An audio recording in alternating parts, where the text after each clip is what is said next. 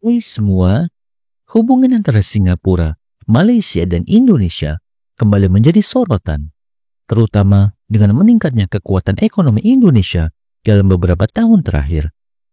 Singapura yang selama ini menjadi pusat finansial dan perdagangan utama di Asia Tenggara mulai merasa terancam oleh pesatnya pertumbuhan ekonomi Indonesia. Sementara itu, Malaysia juga menghadapi tantangan sendiri dalam mempertahankan daya saingnya. Situasi ini membuat Singapura dan Malaysia mulai mempertimbangkan langkah strategis untuk menghadapi dominasi ekonomi Indonesia. Pertanyaannya, apakah mereka benar-benar akan bersekutu untuk menghambat pertumbuhan Indonesia atau justru mengambil langkah berbeda?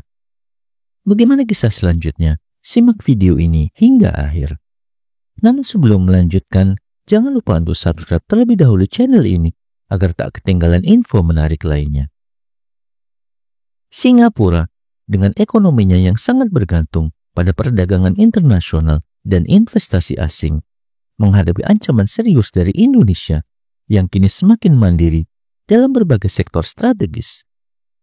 Bank Dunia memperkirakan pertumbuhan ekonomi Indonesia pada 2024 mencapai 5,1%, jauh di atas Singapura yang hanya sekitar 2,5%. Ini bukan sekedar angka, tapi cerminan dari pergeseran kekuatan ekonomi di kawasan.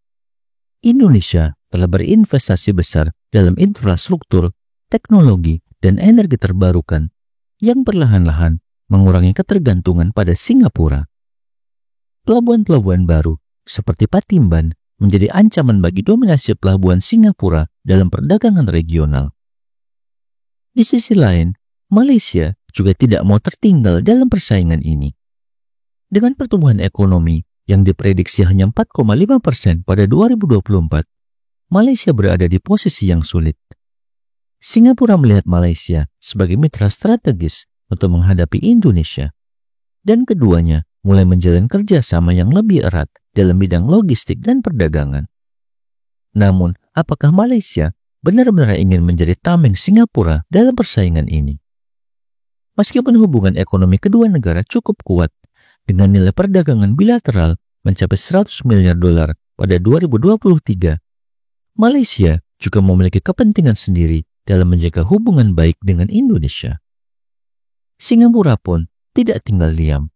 Mereka mulai mencari sekutu di luar Malaysia dengan menggandeng negara-negara seperti Vietnam dan Thailand dalam membangun jaringan perdagangan baru yang dapat menyaingi Indonesia. Selain itu, Singapura juga mempercepat pengembangan sektor teknologi hijau dan energi terbarukan untuk tetap relevan dalam persaingan. Namun, tantangannya tidak kecil. Indonesia juga sedang mengembangkan industri yang sama dengan memanfaatkan sumber daya alamnya yang melimpah, termasuk panas bumi dan tenaga surya. Dalam jangka panjang, apakah strategi Singapura cukup untuk menghambat dominasi Indonesia? Pada akhirnya, persaingan ini akan terus berlangsung dan menjadi dinamika menarik di kawasan Asia Tenggara. Indonesia dengan sumber daya alam yang melimpah dan pasar domestik yang besar memiliki keunggulan yang sulit disaingi. Singapura dan Malaysia harus berpikir keras untuk tetap kompetitif di tengah perubahan peta ekonomi regional.